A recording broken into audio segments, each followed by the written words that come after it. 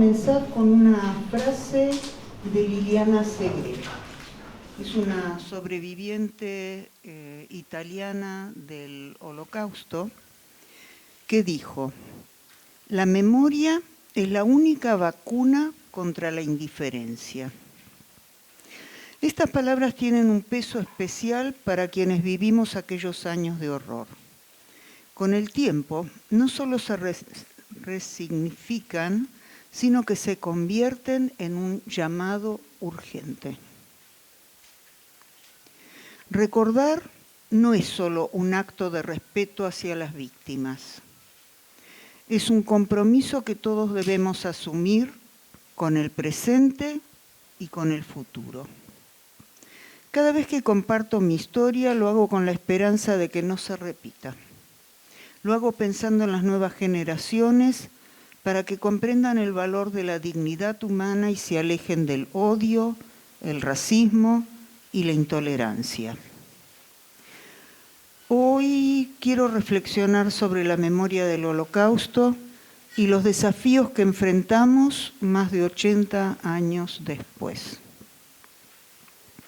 Con el paso del tiempo, cada vez quedan menos sobrevivientes que puedan relatar sus experiencias de primera mano. Nuestros testimonios son irreemplazables y nos recuerdan la importancia de documentar y preservar nuestras historias antes de que se pierdan. Hoy enfrentamos la propagación de discursos negacionistas y la manipulación de los hechos históricos. Esta distorsión, amplificada por las redes sociales y la difusión de información falsa, socava los esfuerzos por construir una sociedad más justa y consciente. La masacre del 7 de octubre nos recordó de forma dolorosa que el antisemitismo sigue siendo una amenaza real. Este ataque no solo trajo nuevas víctimas y sobrevivientes, sino también un llamado a redoblar esfuerzos para mantener viva la memoria y prevenir futuros actos de odio. Educar sobre el Holocausto de manera relevante y significativa es un desafío crucial. No basta con enseñar cifras o hechos aislados. Debemos encontrar formas de vincular esas historias con los problemas actuales, promoviendo empatía y comprensión en las generaciones jóvenes. Es fundamental que la enseñanza de estos hechos sea parte integral de la educación global. Para mí, recordar no es opcional, es mi deber, es mi legado, es mi forma de resistir al olvido. Al compartir mi historia no solo honro a quienes no sobrevivieron, sino que también le digo al mundo, nunca más. Mi esperanza es que ustedes, las nuevas generaciones, tomen este legado y lo hagan suyo. Que no solo recuerden lo que ocurrió, sino que actúen para que la humanidad no caiga en el abismo del odio. Liliana Segre tenía razón. La memoria es la única vacuna contra la indiferencia. Les pido que la apliquemos, no solo con palabras, sino con acciones. Recordar no es mirar al pasado, es construir un mundo mejor. Y esa tarea les va a quedar a ustedes, jóvenes comprometidos, jóvenes activos y esta juventud maravillosa que hoy nos acompaña.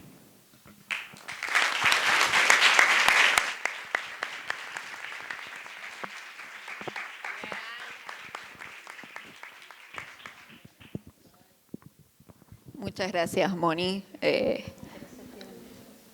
por esto. por estas palabras y por acompañarnos siempre en cada proyecto, en cada acto que tenemos. Moni está acá con nosotros y nos parece importante que puedas abrir este panel. Quiero darle entonces la palabra a Emmanuel Kant. Quizás alguno lo leyó, porque es doctor en historia, docente de la Universidad de La Plata y actualmente es el director de nuestra diplomatura en discursos de odio que lanzamos este año. Así que, Manuel, te escuchamos. Muchas gracias. ¿Me escuchan bien ahí? ¿Atrás? ¿Se escucha? ¿No? Hola, ¿ahí sí? Bueno, gracias a todos, a todas por estar, sobre todo, después de 3 jornadas largas e intensas. Y nada, estar ahí, los veo muy atentos, muy atentas. Sé que esperan la palabra de Maxi, entonces, por lo menos hasta ahí van a estar. Pero, así que bueno, les agradezco. También al Centro Ana Frank, la invitación, como me decían cuando llegué, participo activamente de muchas de las iniciativas del centro desde hace tiempo. Y bueno, siempre que me invitan, me han invitado a cursos de formación docente, bueno, a dirigir el diplomado, a este tipo de actividades, siempre es un honor para mí. Sobre todo por estos ámbitos, porque lo que sucede en el intercambio con jóvenes me parece como la dimensión más potente de lo que pueda resultar de la reflexión intelectual, académico, política sobre los temas que estamos pensando. Voy a hacer una pequeña reflexión en torno a 3 preguntas, que son 3 preguntas muy similares, si se quieren. Tengo 10 minutos, así que cada pregunta 3 minutos, más o menos. La primera ¿es el pasado un problema? La segunda pregunta es, ¿cuáles son los pasados problemáticos? ¿O qué pasados son un problema? Y finalmente, si es el pasado el problema, ¿sí? Me parece que una cuestión que está bueno tener en cuenta siempre es una reflexión acerca de si el pasado es o ha sido siempre una pasión, ¿sí?, de las sociedades contemporáneas. Si lo que nos ocurre a nosotros, frente a lo que decía Mónica respecto de los debates sobre el negacionismo, la banalización, en el caso del Holocausto, la dictadura militar, las violencias del continente, de América Latina y demás, si es algo que solo nos ocurre a nosotros, que solo nos está ocurriendo a nosotros, o más bien, ¿sí?, es algo constitutivo de las sociedades contemporáneas, incluso de las sociedades antiguas. La primera cuestión es un poco desdramatizar el contexto. Si bien lo que estamos viviendo es dramático y es problemático y nos angustia y de alguna manera es un llamado de atención, lo cierto es que el pasado siempre está en debate, o las sociedades en gran medida han debatido históricamente su pasado, ¿sí? Si ustedes agarran cualquier texto antiguo, no sé, la Biblia, el Antiguo Testamento, ¿sí?, lo que hay ahí es una narración acerca del pasado histórico. Y en función de esa narración del pasado histórico ha habido debates de todos los calibres. Ha habido divisiones del mundo religioso, ha habido confrontaciones, guerras, en función de cómo interpretar ese texto, cómo interpretar ese pasado. Los pasados, de alguna manera, son problemáticos, porque la pregunta acerca de cómo se constituyeron las sociedades, ¿sí?, lo que hacen muchas veces es instituir posiciones sociales, quiénes gobiernan, quiénes son los que no tienen poder, quiénes son los excluidos, ¿sí? Entonces la pregunta en torno al pasado de alguna manera es una pregunta acerca de cómo son las condiciones de la construcción del mundo social. Y por eso el pasado muchas veces es un problema, ¿sí? Ahora, ¿todos los pasados son un problema? Como dijo Mónica y como de alguna manera presenta el panel, me parece que lo que advertimos es que no todos los pasados resultan problemáticos por igual. Los debates muchas veces se ciernen, ¿sí?, sobre pasados, experiencias que son sensibles, que son complejas. ¿Y por qué son sensibles o complejas? Por la dimensión de la violencia utilizada, ¿sí? No debatimos, no se debate con la misma pasión la Revolución Francesa, la Revolución Industrial, ¿sí?, el mundo medieval, ¿sí?, cómo eran los señoríos en el mundo feudal, que las formas en que se debate el Holocausto, la dictadura militar, los genocidios, el conflicto armado en Colombia, la dictadura en Chile, la dictadura en Paraguay, ¿sí? Hay algo de la dimensión inmanente que tiene el grado de violencia ejercido sobre amplios sectores sociales que hace que la discusión sobre los pasados sensibles, llamémoslos así, tenga otra dimensión, otra magnitud. Porque efectivamente, y como decía en relación a la primera pregunta, justamente en esos momentos o en esos episodios o en esos procesos de violencias masivas es cuando uno puede advertir con mayor claridad cómo se compone el mundo social, ¿sí? Esa violencia ejercida muchas veces por los estados, en otras no solo por los estados, por grupos armados, por grupos paramilitares, por grupos parapoliciales, por grupos proestatales, lo que hace, ¿sí?, es básicamente componer y advertirnos acerca de cómo se constituye el mundo social, ¿sí?, y de qué manera se materializan ciertas jerarquías o relaciones de poder. Entonces, cuando aparecen los discursos negacionistas sobre ese pasado, ¿sí?, muchas veces lo que está en discusión no es el pasado, sino lo que está en discusión es el presente y sobre todo el tiempo futuro. Con esto me meto justamente en la tercera pregunta. ¿Es el pasado el problema? Me parece que un poco, para desdramatizar, si quieren, ¿sí?, la idea del negacionismo, la banalización, ¿sí?, del holocausto, de las dictaduras militares, de esas violencias del pasado, son de alguna manera debates que no son contemporáneos, que no nos ocurren solo a nosotros. El negacionismo nació con el holocausto, ¿sí? Incluso el negacionismo nació con el genocidio armenio, ¿sí? La idea de que un crimen que se comete es negado, ¿sí?, tiene más de 100 años. Y cada uno de los crímenes cometidos ha sido negado desde el origen mismo del crimen. En el caso del holocausto, además, ¿sí?, el negacionismo tuvo muchas vertientes, más políticas, más académicas, más intelectuales, más religiosas, ¿sí?, pero básicamente no es un problema del tiempo contemporáneo. Ahora bien, cuando el negacionismo ha tenido mayor beligerancia a lo largo de estos casi 80 años, ¿sí?, lo que estuvo en discusión o lo que se hace evidente no es tanto el pasado como problema, sino el presente y el futuro. Me parece que en el tiempo contemporáneo lo que se avisora atrás de la discusión sobre el negacionismo de la dictadura militar o del holocausto y de los genocidios es que no tenemos una agenda de futuro. Hemos perdido de alguna manera el horizonte, la brújula, la promesa, podríamos decir, ¿no? No tenemos un proyecto social, colectivo, acerca de cómo será un futuro mejor. Es lo que han estado discutiendo ustedes todos estos días. No digo que no tengamos ideas acerca de cómo queremos que sea ese futuro, pero me parece que como sociedades internacionales, en Argentina, en Paraguay, en Uruguay, en Chile, en México, en los lugares de los que cada uno de ustedes provenga, ¿sí?, hay una ausencia de una discusión, ¿sí?, acerca de cómo construir una sociedad mejor en el futuro, para el tiempo futuro. Me parece que en ese sentido la pregunta, la preocupación tiene que ser justamente por las condiciones actuales. ¿Qué estamos haciendo? Ustedes están acá, pero ¿qué estamos haciendo como sociedades, ¿sí?, para construir nuevamente una perspectiva de futuro? Si uno mira los diarios, los portales de noticias, recuerda la frase de Dumbledore a Harry, ¿no?, a Harry Potter. Leyeron, eso sí lo saben, Dumbledore, Harry Potter, ¿no? Cuando le dice tiempos terribles se avecinan, Harry, hay que estar preparado, vamos a tener que elegir, ¿sí?, entre lo correcto, ¿sí?, y lo que debemos hacer. Me parece que algo de eso, de esa enseñanza de Dumbledore, es la que debemos preservar, ¿no? Me parece que el horizonte es de un tiempo que se avecina bastante oscuro, donde vamos a tener que tomar buenas decisiones. Y esas decisiones serán en función de cómo pensar un futuro mucho más amigable, mucho más ameno para todos nosotros. El futuro, nada, nosotros un poco somos gente del pasado ya, ¿no? El futuro es Maxi acá. Así que, Maxi, te dejo la responsabilidad de que nos ilumines. Gracias.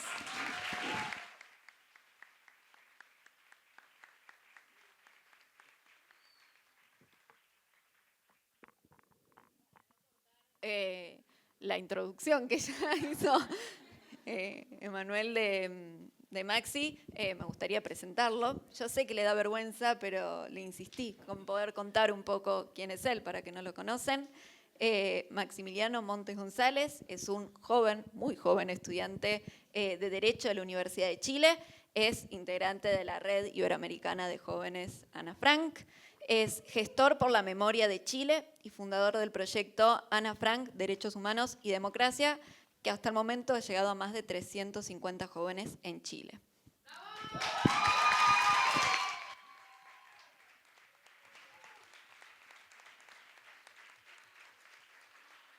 No.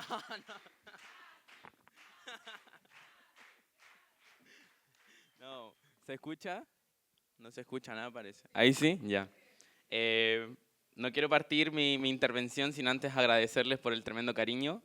Han sido días muy lindos, muy especiales el poder reunirnos más de 150 jóvenes en el centro y en los diversos lugares en los que hemos estado, así que agradecerles el cariño, agradecerle también al centro por organizar estas instancias de encuentro, de conversación, de debate, en el cual podemos conocernos y acercarnos un poco más. Y quisiera también agradecerle, lo mencionaba, soy fundador de un proyecto, pero ese proyecto nace también con un respaldo de familiares detenidos desaparecidos de Chile, así que quisiera también agradecerles a la Mónica Pilquil, a Jimena, a Susana Ibarra y a las tantas familias más que también nos han permitido poder contar sus historias a través de este proyecto.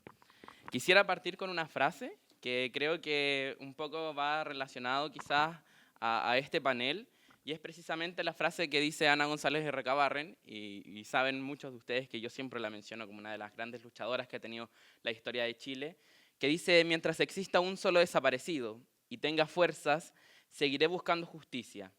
Mis lágrimas las convertí en lucha, pero yo quiero llorar a mares, pero cuando se sepa la verdad, cuando exista justicia, y si no alcanzo a llorar, otros llorarán por mí. Ana falleció en 2018 sin saber dónde estaba su familia. 4 de su familia hasta el día de hoy no aparecen: su esposo, 2 de sus hijos y su nuera que estaba embarazada. Creo que poder contarles un poco sobre la historia de Ana González de Recabarren, y siempre busco hacerlo por este caso y por esta tremenda luchadora que buscó más de 50 años a su familia, es también poder acercarles un poco lo que creo yo que debiese ser nuestra tarea y nuestra misión.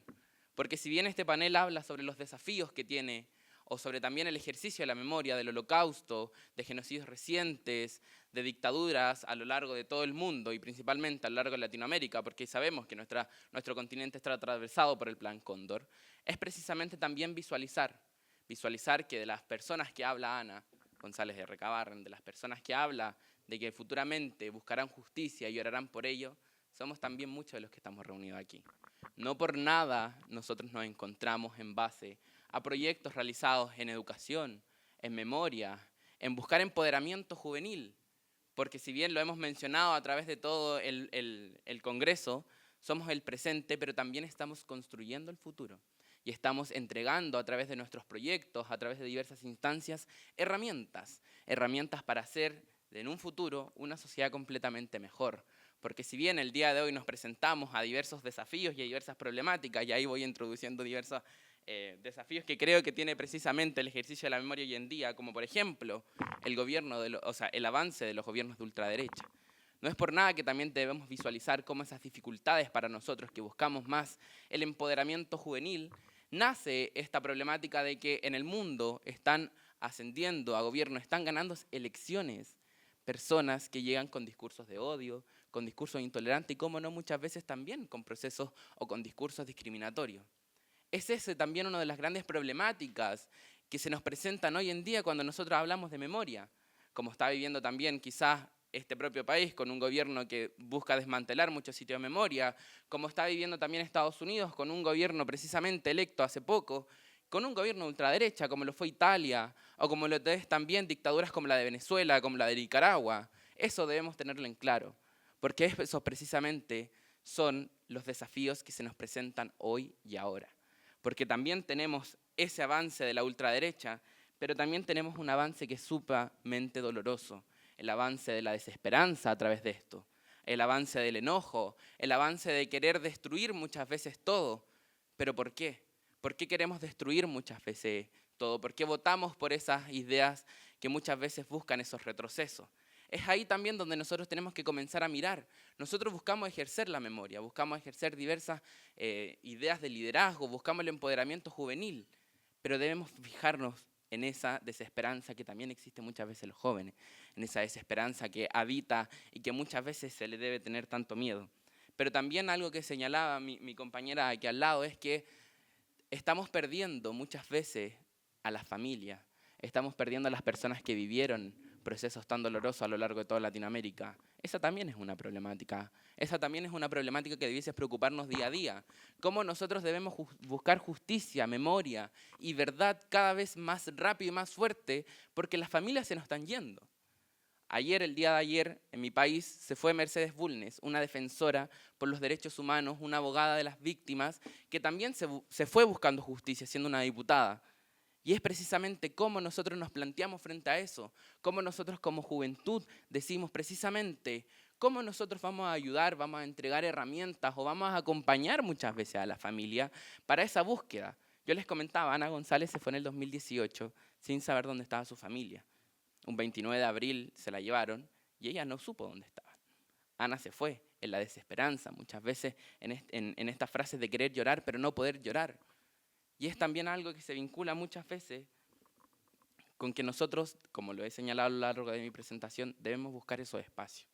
Debemos buscar precisamente a través del empoderamiento juvenil. Y muchas veces me quedo mi corazón totalmente tranquilo después de haber visto sus exposiciones, porque tengo plena fe de que será una Latinoamérica mucho más grande al tener brigadas, por ejemplo, de educación que buscan entregar precisamente como lo vimos en el primer panel, o personas que también buscan trabajar con el legado de Ana Frank, como lo vimos también con Marty en la mañana cuando nos mencionaba y cuando nos planteaba diversas maneras de poder trabajar, pero también en cada acción que cometen y que hacen cada una de las personas que ustedes están aquí, porque no están simplemente, porque se ven hermosos, pero no estamos por lindos muchas veces aquí sinceramente, estamos por un trabajo que hemos realizado y por ese ejercicio, porque si nosotros, como les señalaba, ejercitamos la educación, ejercitamos la memoria, buscamos también construir a futuro, entregar esas herramientas para futuro, porque si hoy vivimos discursos negacionistas es perfectamente porque nosotros también lo hemos permitido y nosotros tenemos que atacar esas ideas precisamente. Porque nuestras familias de detenidos desaparecidos, nuestras familias de personas que les robaron su identidad, nuestros sobrevivientes, no tienen por qué vivir un segundo horror como es que se les niegue el propio sufrimiento que ellos han tenido. Es precisamente esas nuestras tareas. Y quizás hemos hablado de muchos desafíos, de muchas cosas a lo largo de esta mesa, pero también tenemos un claro deber, que es el deber de encontrarnos entre nosotros mismos. Y por eso yo quería partir agradeciendo al centro, porque muchas veces, si no fuese por el centro, el cual está dirigido por un gran luchador de tantos años como es Héctor, sin esta oportunidad no nos hubiésemos podido quizás conocer entre nosotros. No hubiese podido ver que hay estudiantes secundarios también, estudiantes que particularmente son mujeres aquí, luchando y abriendo espacio precisamente para sus compañeros. Hay también una diversidad de experiencias que hemos podido escuchar a lo largo de estos 2 días, donde nos hemos podido encontrar, donde hemos podido ver nuestras experiencias precisamente. Pero también se nace otro desafío. Esto está lleno de desafíos. Y muchas veces de tantos desafíos se nos puede olvidar alguno. Pero también el gran desafío yo creo que tenemos es el de perdurar, resistir y luchar. Porque compañeros y compañeras, los trato de compañeros porque ya lo siento que los conozco de toda la vida, a muchos de ustedes, es precisamente esa la tarea que nosotros tenemos. Esa tarea de que si se nos cierra una puerta, intentar tocar la ventana, y si la ventana está cerrada, intentar entrar a la puerta de la cocina, o tocar y tocar y tocar hasta que nos den las oportunidades. Porque muchas veces no nos debemos cansar con un no, con un quizás mañana, sino que debemos organizarnos propiamente tal. Del proyecto que hablaba, y no quiero ser tampoco autorreferente, muchas veces nos tocó con mi compañera y con el cual me ha acompañado durante este tiempo, con Isi, a muchas veces escuchar ese tipo de discursos que no, a los jóvenes no se les puede enseñar sobre derechos humanos, no se les puede enseñar sobre democracia a través de las historias de Ana Frank o a través de casos emblemáticos que tenemos en Latinoamérica, porque no, los jóvenes no van a entender, no les va a interesar. La primera vez que nosotros realizamos el taller, nosotros teníamos una idea de que al final ellos pusieran sus manos a través de una frase de Ana Frank, que es qué maravilloso es que no tengamos que esperar ni un segundo para cambiar el mundo. Nosotros decíamos con Isi, ¿qué podemos hacer con ese lienzo después? No concluimos en ninguna idea particular hasta realizar el taller, hasta que los propios estudiantes se nos acercaron y nos dijeron, ¿saben qué, chicos? Nosotros nos queremos quedar con esta frase, con este lienzo en la sala, queremos colgarlo porque queremos recordar día a día que nosotros somos agentes de cambio y que nosotros podemos perdurar y podemos trabajar por hacer de este mundo un mundo mejor. Quizás muchas veces queremos cambiar muchas cosas, quizás muchas veces tenemos ese ímpetu de juventud y espero que nunca la podamos perder. Espero que cuando seamos quizás jóvenes viejos, porque no me gusta decir viejos simplemente, también sigamos con esa semillita, sigamos con ese ímpetu de seguir buscando, de seguir trabajando, de seguir pensando en el que está al lado. Porque eso muchas veces es lo que tiene nuestra sociedad hoy en día. No miramos a quién tenemos al lado, no miramos con quién vamos en el metro, no miramos con quién vamos en la micro. Y eso también son desafíos del ejercicio de la memoria. Eso también son de recordar, por ejemplo, quién me cuidó antes, con quién yo estuve el día anterior y cómo fuimos desarrollando diversas instancias.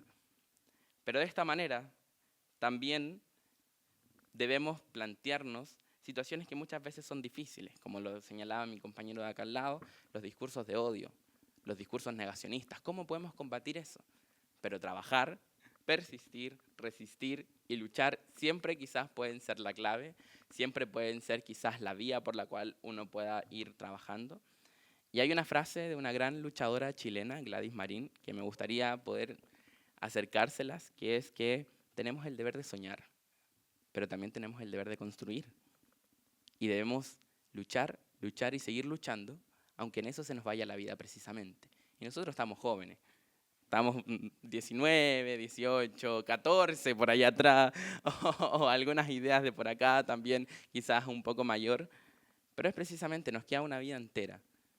Y tenemos que evitar que muchas veces abuelas como Eve, o también madres como Ana González de Recabarren, o muchas personas que se fueron, a mí me gusta decirle nuestras cabecitas blancas, se fueron buscando precisamente por las calles, se fueron buscando por las ferias, se fueron buscando, caminando. Nunca dejaron de caminar, nunca dejaron de seguir buscando, de seguir exigiendo verdad, exigiendo justicia, exigiendo garantías de no repetición. Y como decía Ana, si yo no alcanzo a llorar, otros llorarán por mí. Y creo que ahí está el principal desafío. Con la frase que yo comencé, es el gran desafío que creo que tiene el ejercicio de la memoria, tanto en el Holocausto, tanto en genocidios, tantas dictaduras recientes. Porque el día de mañana, cuando nosotros podamos encontrar la verdad, cuando nosotros logremos justicia como lo lograron ustedes, hermanos argentinos, cuando enjuiciaron al dictador, que en muchos países no pudimos hacerlo, es el día en que nosotros vamos a llorar. Pero vamos a llorar por una cosa simple, porque nuestras cabecitas blancas ya no están con nosotros. Nuestras cabecitas blancas se nos van, nuestras cabecitas blancas siguen caminando, siguen con su bastón, pero algo tenemos que aprender de ellas particularmente. Siguen caminando con bastón, siguen caminando a los 80, 90 años. Nunca dejaron de caminar, nunca dejaron de tocar puertas, de decir dónde están. Precisamente el cartelito que quizás les puede entregar a algunos de ustedes era el dónde están. El tocar la puerta y decir dónde están. Quizás nosotros también tenemos que tocar la puerta. Quizás nosotros también tenemos que decir queremos un futuro mejor, queremos un presente mejor y queremos día a día luchar porque este mundo sea un mundo mejor. Luchar porque este mundo sea un mundo resiliente, sea un mundo con responsabilidad con sus antepasados y responsabilidad del ejercicio de la memoria, porque siempre día a día hay que luchar, luchar y seguir luchando aunque en eso se nos vaya la vida. Muchas gracias, compañero y compañera.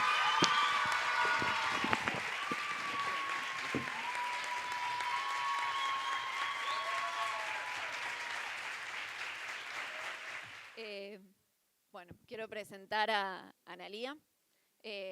Analía Kalinek nació el 31 de octubre de 1979. Es maestra, licenciada en Psicología y profesora de enseñanza media y superior en Psicología por la Universidad de Buenos Aires. Actualmente estudia abogacía en la Facultad de Derecho también de la Universidad de Buenos Aires. A partir de asumir la condición criminal de lesa humanidad de su padre, condenado a cadena perpetua en 2010, comienza su militancia en derechos humanos. Es integrante y miembro cofundadora del colectivo Historias Desobedientes, conformado por quienes tienen un vínculo filiatorio con genocidas y defienden las políticas de memoria, verdad y justicia. Compiladora de Escritos Desobedientes de la editorial Marea en 2018 y de Nosotres, Historias Desobedientes. En 2021 publicó Llevaré su nombre, la hija desobediente de un genocida, libro autobiográfico en el que narra su historia, que hoy nos va a compartir un poco. Gracias. Bueno, gracias. ¿Se escucha? Sí. Bueno, gracias a la Casa Ana Frank, gracias Héctor siempre. Nosotros nos fundamos como colectivo en 2017 y a los meses ya estábamos viniendo a charlas acá a la casa de Ana Frank con Héctor a la cabeza, que enseguida bueno, entendió que que los familiares de genocidas teníamos también algo importante que decir. Hace 2 años estuvimos en Berlín en un encuentro Sumando Voces, donde descendientes de víctimas y de victimarios nos encontramos para dar charla también, ¿no? Tratando de reflexionar acerca de la memoria y bueno, y de qué manera nos podemos encontrar. Escuchaba tus preguntas recién y yo me respondí a mí misma que para mí la historia fue un problema. Cuando esos discursos de odio, esos crímenes tenían el nombre y el apellido de mi papá. Yo tenía 24 años cuando recibo un llamado telefónico diciéndome que mi papá estaba preso. Yo había nacido en dictadura, crecí en años de impunidad, ignorando completamente la existencia de una dictadura, la existencia de las madres, de las abuelas, después de los hijos que salieron a reclamar dónde estaba su mamá, dónde estaba su papá, en estas burbujas que se autogestionan dentro de determinados círculos ideológicos en los que yo crecí, sin poder tener acceso a información sensible de cosas que pasaban en mi sociedad, en mi país, incluso en mi barrio, pero que a mí me era vedada esa posibilidad de acceso a esa información. No existía el 24 de marzo como una fecha de recordación, no era algo que se trabajaba en las escuelas, mucho menos en las escuelas a las que mi mamá y mi papá me mandaban. Entonces, el hecho de que mi papá quede detenido me hace por primera vez la pregunta, ¿no? Acerca, bueno, ¿qué pasó? Y empezar a historizar mi propia historia y empezar a darme cuenta de mi propia falta de registro acerca de la historia y también lo dificultoso que era para mí ahondar en esa historia familiar y en esa historia de mi propio país. Mi papá fue condenado en el año 2010 a cadena perpetua. Yo en ese momento tenía 28 o 29 años, tengo hijos de la edad de ustedes, Gino y Bruno hoy tienen 16 y 20 años. Y fue todo un recorrido difícil, tratar de entender, bueno, quién era mi papá, un papá con el que yo tenía un vínculo de mucho cariño, quien era una referencia muy importante y quien me había también transmitido estas ideas de odio, ¿no? Estas ideas negacionistas y de odios que me fueron inculcadas de manera muy sutil, ¿no? Porque uno cuando piensa en los discursos de odio, lo piensa de manera abstracta, pero esos discursos son reproducidos por personas que tienen cara, que tienen una vida, que van a la verdulería, que compran en la panadería, que nos subimos a los mismos colectivos. Entonces, poder pensar, ¿no? ¿Dónde habitan esos discursos de odio? ¿En qué parte de la sociedad están esos discursos de odio? Nos ubica a los familiares de genocidas en un lugar también de mucha responsabilidad. Hoy tenemos una vicepresidenta que también es hija de genocidas, pero que no adopta una postura desobediente acerca de el pasado reciente, sino muy lejano a eso, lo reivindica, ¿no? Entonces, ¿qué es lo que pasa, ¿no? ¿Qué es lo que pasa en esa transmisión de la memoria reciente dentro de estos círculos sociales a los cuales los familiares de genocidas nos vemos inmersos? ¿Y qué es lo que posibilita que algunos podamos ser desobedientes y otros no? Esto, bueno, es una pregunta que venimos haciendo en Historias Desobedientes, donde nos empezamos a agrupar, nos empezamos a colectivizar y empezamos a militar y organizarnos, descendientes de genocidas, ahí la veo a Patri, que en algún momento, a partir de contar nuestros testimonios y frente al avance en un primer momento de también un gobierno negacionista como fue el de Mauricio Macri, con el intento del 2x1, sentimos por primera vez muchos de nosotros la necesidad de pronunciarnos a partir de la conciencia que habíamos logrado hacer, a partir de lo que se había ventilado en los juicios orales y públicos en los cuales nuestros propios familiares habían sido juzgados. Esa verdad que nos era negada al interior de las familias pudo ser revelada a través de la lucha incansable de las madres, de las abuelas, de los sobrevivientes que siguen dando testimonios como el que escuchábamos recién acá, que sienten ese deber, esa responsabilidad y ese trabajo, ¿no? De ejercitar todo el tiempo la memoria. Fue esa lucha, fue ese trabajo de memoria que se logró materializar después en políticas públicas. durante el gobierno de Néstor Kirchner, que impulsó los juicios a través de una Corte Suprema que también sacó un fallo histórico, a través de un poder legislativo que deroga las leyes de obediencia debida y punto final, en un país que avanzó contra la impunidad y que decide que quienes hayan cometido estos crímenes debían ser juzgados y condenados. Esto fue después de 20 años de impunidad y con yo 24 años en ese momento me entero que mi papá había participado de esos crímenes. En ese contexto, bueno, en un proceso muy doloroso, ¿no? De poder asumir la condición de genocida de mi papá, de poder deconstruir esa imagen de padre proveedor, de padre bondadoso, de padre cariñoso con el que yo crecí, encontrar esta otra faceta, bueno, fue un trabajo de mucha introspección, de mucho análisis, donde pude también recurrir a las madres, al Centro de Atención por el Derecho a la Identidad de Abuelas de Plaza de Mayo, donde también recibí un lugar, donde también pude trabajar mi historia desde esta condición y donde tempranamente encontré que la palabra era un camino, ¿no? Y acá siento también cierta identificación marcando las diferencias y porque capaz llevamos el mismo nombre con Ana Frank, en esto de poder escribir, ¿no? Yo empecé a escribir un diario íntimo, yo empecé a poner palabras por escrito de lo que me estaba pasando. Mis hijos eran muy chiquitos y yo pensaba que esto se lo tenía que contar a mis hijos y no sabía cómo. Y empecé a través de la palabra también a poder tramitar mi propia historia.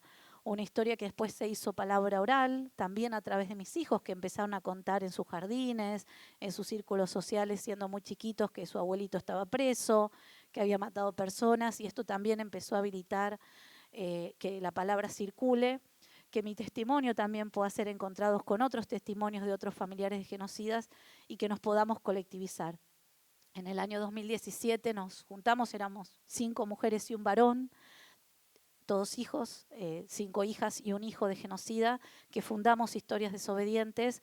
Hoy Historias Desobedientes se ha convertido en un movimiento internacional. Existe una Historia Desobedientes en Chile, existe una Historia Desobedientes en Uruguay, en Paraguay, en El Salvador, en Brasil, en España y en Alemania. Nos hemos vinculado también acá por iniciativa de ya saben quién, con descendientes de nazis que bueno, han también comenzado a formar una red con su propia idiosincrasia, con su propia naturaleza. Hace poco se conectó la primera bisnieta de nazi que a partir de no haber sido trabajada su historia al interior de la familia siente 3 generaciones después también la necesidad de sumarse al colectivo para poder poner palabras en esa familia donde nunca se habló de la condición de nazi de ese bisabuelo.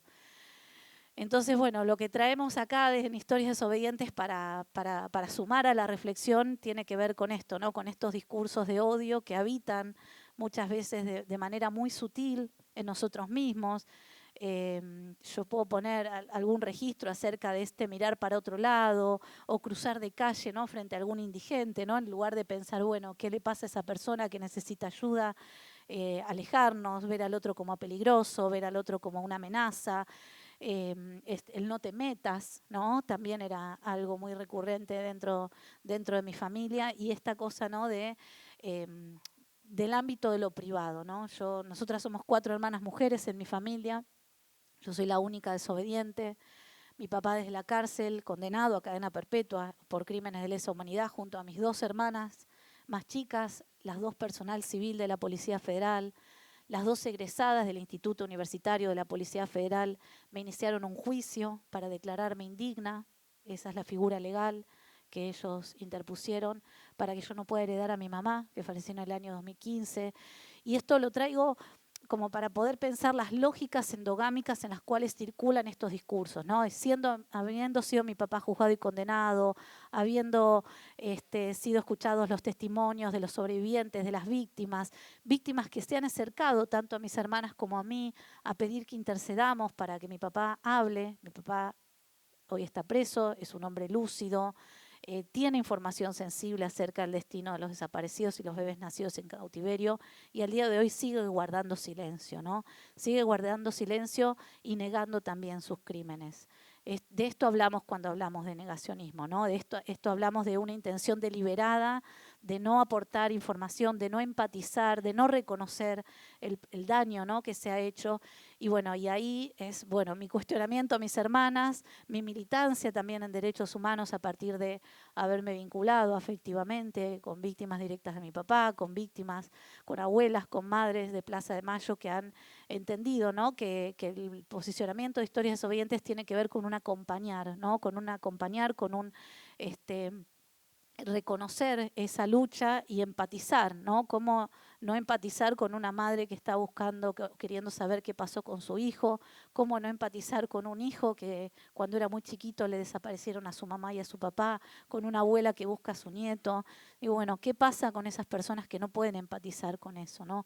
¿Qué pasa con personas que hoy ejercen cargos públicos, cargos de representación, que fueron votadas democráticamente y que no pueden entender o que no pueden ver ese dolor y que entienden, bueno, que esto no sucedió, ¿no? Es algo, bueno, a trabajar, es algo donde los familiares de los genocidas tenemos mucho también para decir. Es muy doloroso el pasaje. Nosotros cuando se acercan a historias desobedientes reconocemos esos vínculos de afecto que operan muy fuertemente, ¿no?, ante ese abuelo, ante ese hijo, ante ese papá, ante ese familiar que, bueno, que tiene esta doble dimensión, ¿no?, esta decisión entre lo que es un padre o lo que es un torturador, y que, bueno, y que es muy importante poder trabajar y poder asumir esto, ¿no?, la banalidad del mal.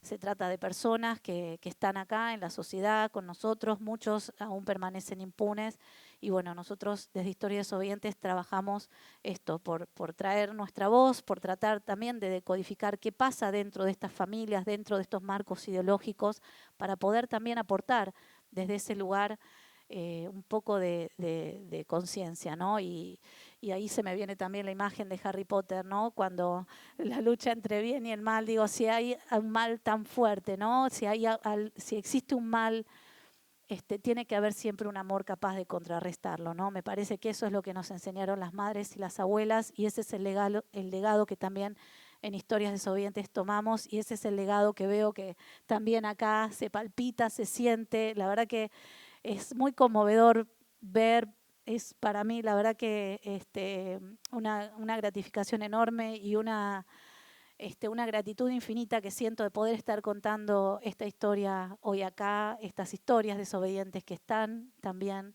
a veces con mucha vergüenza, a veces con mucha culpa, que se transmiten, pero que bueno, que también somos parte de la sociedad, los familiares, los genocidas, y que también tenemos esta responsabilidad de colaborar en la construcción de la memoria colectiva, aunque esto nos cueste contradecir esos mandatos de lealtad familiar tan fuertemente también instalados. Pero bueno, hay un deber social, que es un deber de amor, que es un deber de empatizar, un deber de respeto a las víctimas, a la dignidad humana, que es lo que nos convoca a traer nuestro testimonio y a compartirlo hoy con ustedes. Así que bueno, gracias por permitirme estar acá.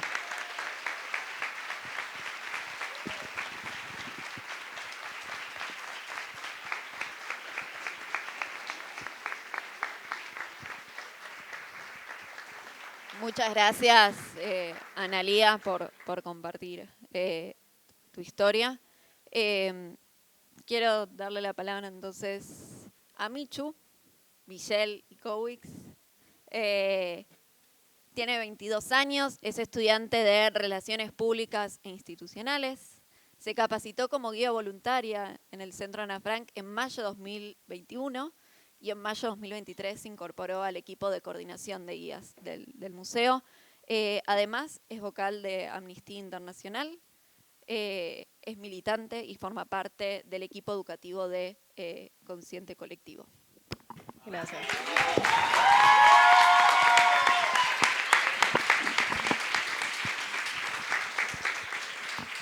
Voy a empezar diciendo dos cosas. La primera, no creo estar a la altura de esta situación, y la segunda es que no voy a citar a Harry Potter. Así que quédense tranquilos.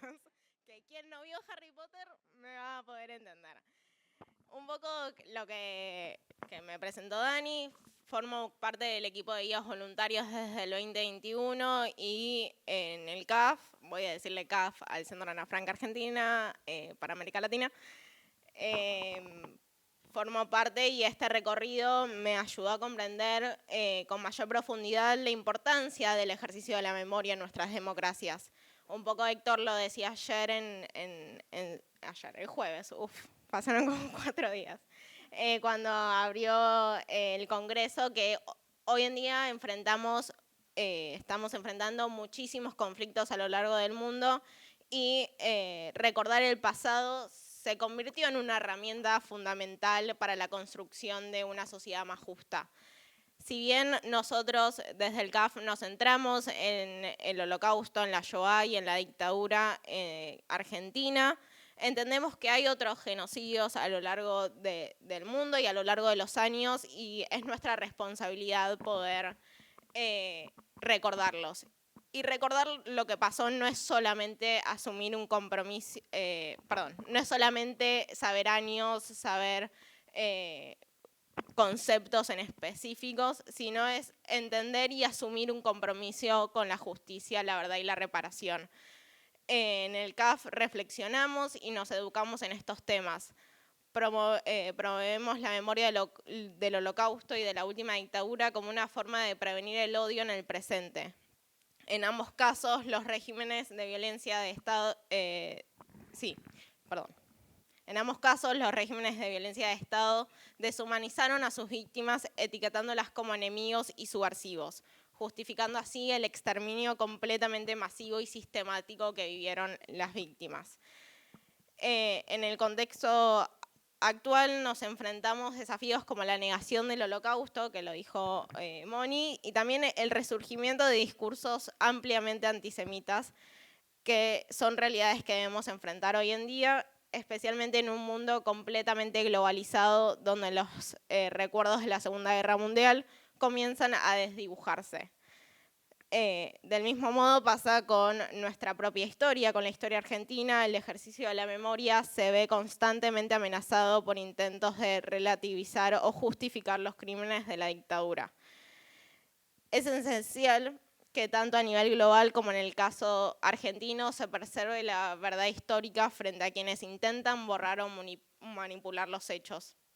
En Argentina, el ejercicio de la memoria se realiza a través de los juicios por la verdad, la conmemoración de la Noche de los Lápices y otros actos recordatorios, las madres y abuelas de Plaza de Mayo, así como organizaciones fundamentales en el proceso de visibilización de la violencia estatal. Sin embargo, vivimos en un contexto donde ese pasado nos sigue siendo reciente, pero se va alejando cada vez más. Mientras que surgen, y esto es en aumento, los discursos de odio y las fake news. Es por eso que espacios como el Centro Ana Frank, como el CAF, nos permiten reflexionar y nos informan sobre lo sucedido. No solamente nos informan, sino que también crean estas experiencias como el Congreso para fomentar la empatía. La educación no solamente, vuelvo a repetir, es limitarse a transmitir hechos, sino también valores y principios que nos permitan discernir entre este bien o este mal, la justicia o la injusticia. El olvido de las tragedias históricas, ya sea por falta de información o por voluntad política, abre la puerta a la repetición de esos horrores. Hoy he escuchado un panel de una experiencia de Sofi y Andre, también guías del museo, que hablaban sobre la pedagogía de la memoria y la esperanza. Y lo quiero replicar un poco porque éramos 20 en el aula, lastimosamente, pero son dos conceptos que resurgen todo el tiempo.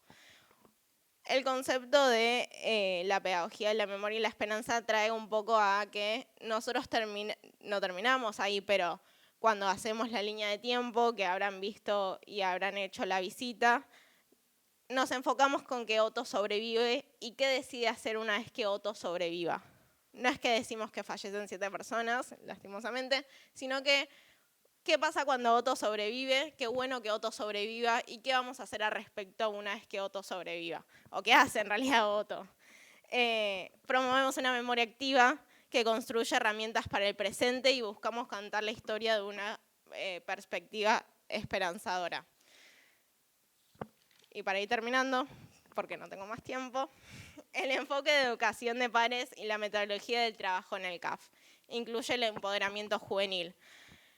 Tengo como el gran peso de terminar, o sea, yo termino de hablar y se termina el congreso, básicamente. O sea, faltan más cosas, pero es como que la parte informativa se termina.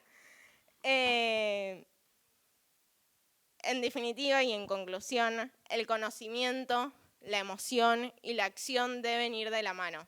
El objetivo es sensibilizar y sensibilizarnos, humanizando la memoria para resistir y contrarrestar los hechos que intentaron destruir a tantas personas. La acción debe ser una respuesta proactiva. Debemos ser protectores y tenemos la responsabilidad de que la memoria siga activa. Muchas gracias.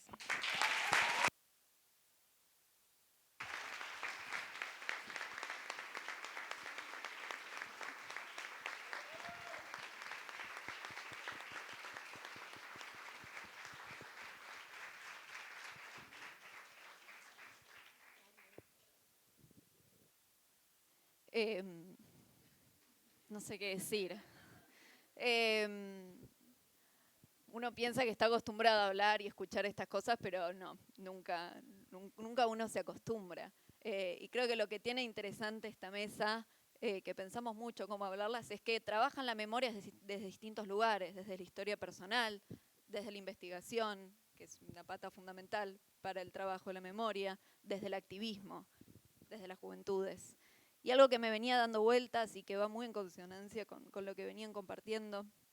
Esta semana leí a un autor que dice que estos procesos, los genocidios, las dictaduras, dejan cuerpos sociales aterrorizados, pero que no existen los suicidios colectivos, hay un resto que se niega a morir.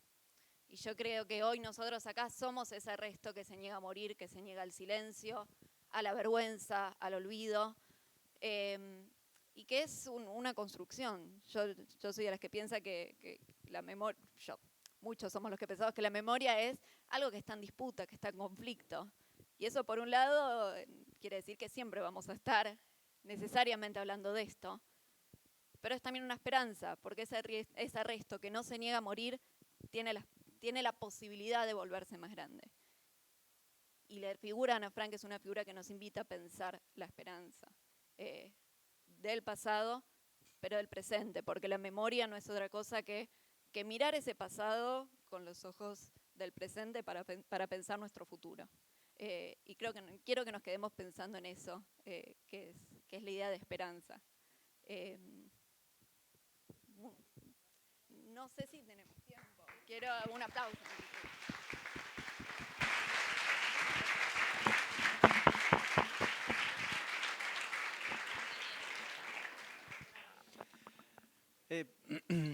Esta mesa última con Bichu como cierre, nada, suma voces, ¿no? Dos testimonios, Mónica, sobreviviente de la Shoah, Analía, con una historia personal, testimonia sobre la dureza de ser hija de un genocida, y sumamos voces, 3 jóvenes, academia, testimonios, es nuestro estilo sumar voces. Y yo quiero decirles que estamos viviendo un momento difícil. No solo hay negacionistas, sino que en Argentina una negacionista que hace apología de la dictadura es vicepresidenta de la Nación. Pero a la vez todas las crisis pasan y esto también va a pasar. Y probablemente esta crisis de Argentina, del mundo, las ultraderechas, los movimientos pronazis, los movimientos que los belicistas del mundo lideran el mundo, ¿no? Cada vez nos encontramos con más líderes que solo promueven guerras en todos lados.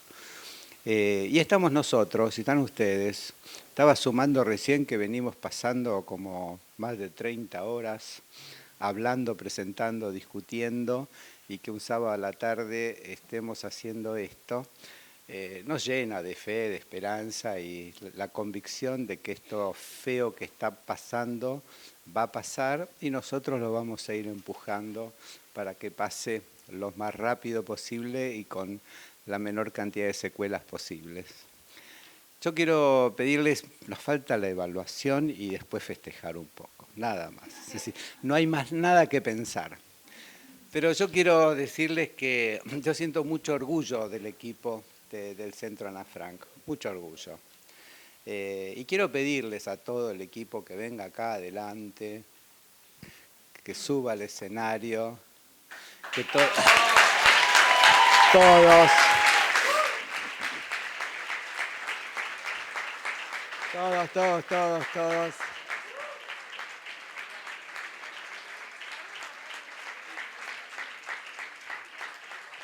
algunos están afuera trabajando. Bueno, quedan... Maga, Pau, vengan, Rol, Luz, deja de sacar fotos.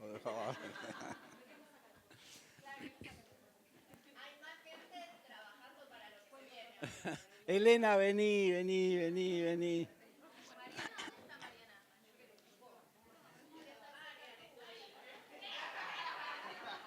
Mariana, vení, no zafás, vení. Vos sos real, no virtual.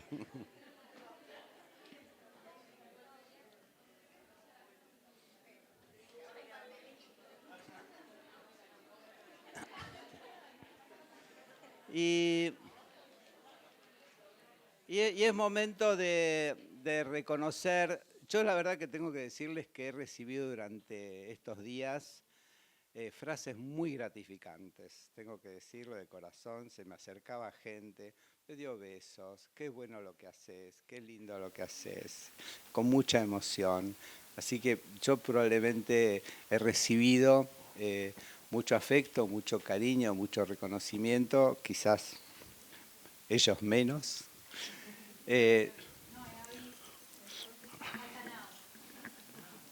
No, estaba en la guardia. Y la verdad que yo lo que hago es coordinar un equipo maravilloso.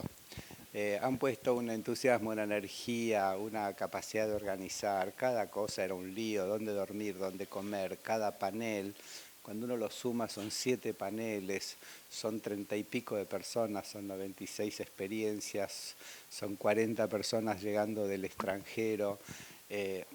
Todo esto fue una logística tremenda y solo hecho a pulmón y a entusiasmo y a pasión y a convicción y a mucho talento. Así que yo creo que también todos ustedes se llevan esta imagen de un muy lindo equipo, que tenemos el desafío, a veces nos sale mejor, otras veces no tanto, de que si promovemos la capacidad de convivir en términos de paz, de solidaridad, de respeto, de confianza, es el desafío que lo habitemos acá. Es nuestra intención siempre hacerlo. Así que yo quiero decirles que adoro este equipo, amo este equipo, a veces me pongo chinchudo. Pocas, tampoco. Pocas. Pero la verdad que es un equipo maravilloso. Y yo quiero pedirles a todos realmente un fuerte aplauso.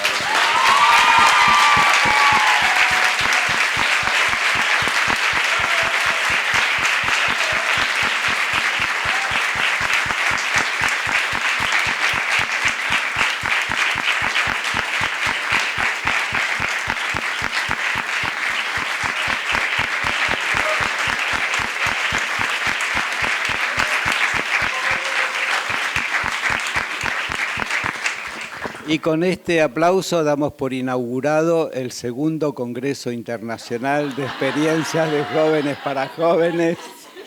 No tenemos la fecha exacta todavía, pero ya se van a enterar para volver a verlos a todos ustedes y volver a traer cada uno de ustedes algún amigo más para sumar países, voluntades y demás. Así que, bueno, gracias y felicidades por esta experiencia. Evaluación, no se levanten.